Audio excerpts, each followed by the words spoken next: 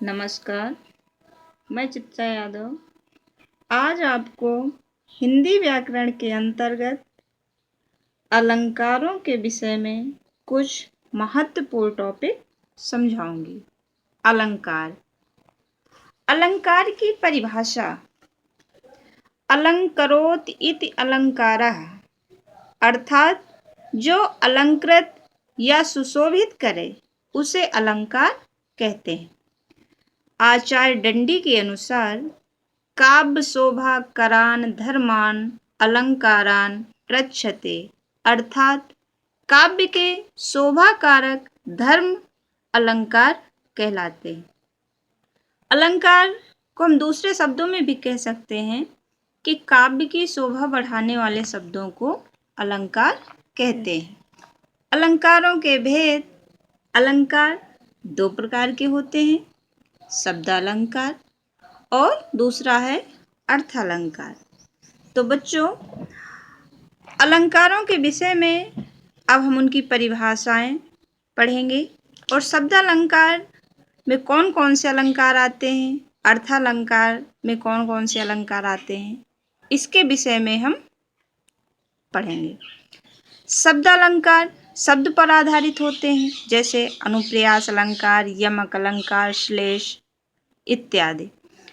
अर्थालंकार अर्थ पर आधारित होते हैं, जैसे उपमा, रूपक, उत्प्रेक्षा, संदेह आदि। अलंकारों की परिभाषा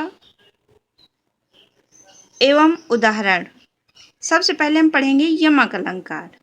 जहाँ कोई शब्द एक से अधिक बार प्रयुक्त हो, उसके अर्थ भिन्न भिन्न हो अर्थात अलग अलग हो, वहाँ यमक अलंकार होता है। जैसे कनक कनकते सौगुनी मादकता अधिकाय या खाए बौराय जगुआ पाए बौराय।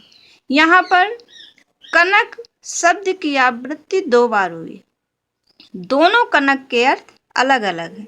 एक कनक मीन्स धतूरा होता है और एक कनक मीन्स सोना होता है, इसलिए यहाँ पर यमक अलंकार है।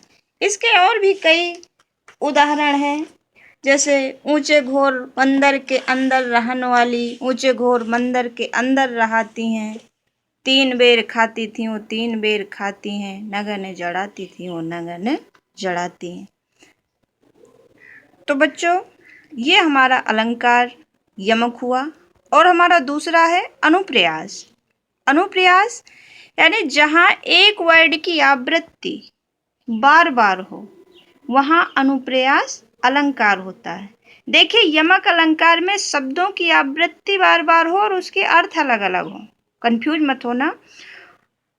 और अनुप्रेयास अलंकार में एक वर्ड की आवृत्ति बार बार हो, वहाँ पर अनुप्रेयास अलंकार होता है। जैसे रघुपति राघव राजा राम।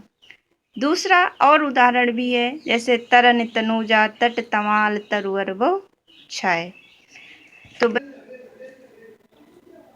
अब हम तीसरा अलंकार पढ़ेंगे, श्लेष अलंकार। जहाँ कोई शब्द एक ही बार प्रयुक्त हो और उसके अर्थ अधिक हो, यानी कई अर्थ हों, वहाँ पर श्लेष अलंकार होता है। जैसे रही मन पानी राखिए बिन पानी सब सून, पानी गए न उबरे मोती मानस चून। अब इस उदाहरण में तीसरी बार प्रयुक्त पानी शब्द के तीन अर्थ हैं। एक पानी का मतलब होता है चमक, जो मोती के लिए। दूसरे पानी का अर्थ होता है प्रतिष्ठा, अर्थात मनुष्य के लिए। और तीसरे जल का अर्थ होता है आटे के रूप में अर्थ। इसलिए यहाँ पर एक ही शब्द के तीन अर्थ हुए हैं, अर्थात पानी तीन शब्दों में प्रयुक्त हुआ है और उसके अर्थ तीनों अलग अलग हैं, इसलिए यहाँ पर श्लेष अलंकार हुआ। तो बच्चों, आज हमने अलंकार के अंतर्गत यमक अलंकार, अनुप्रेयास अलंकार और श्लेष अलंकार, हमने तीन अलंकारों का अध्ययन किया है। अब आगे हम इससे अर्थालंकारों के विषय में पढ़ेंगे। धन्यवाद।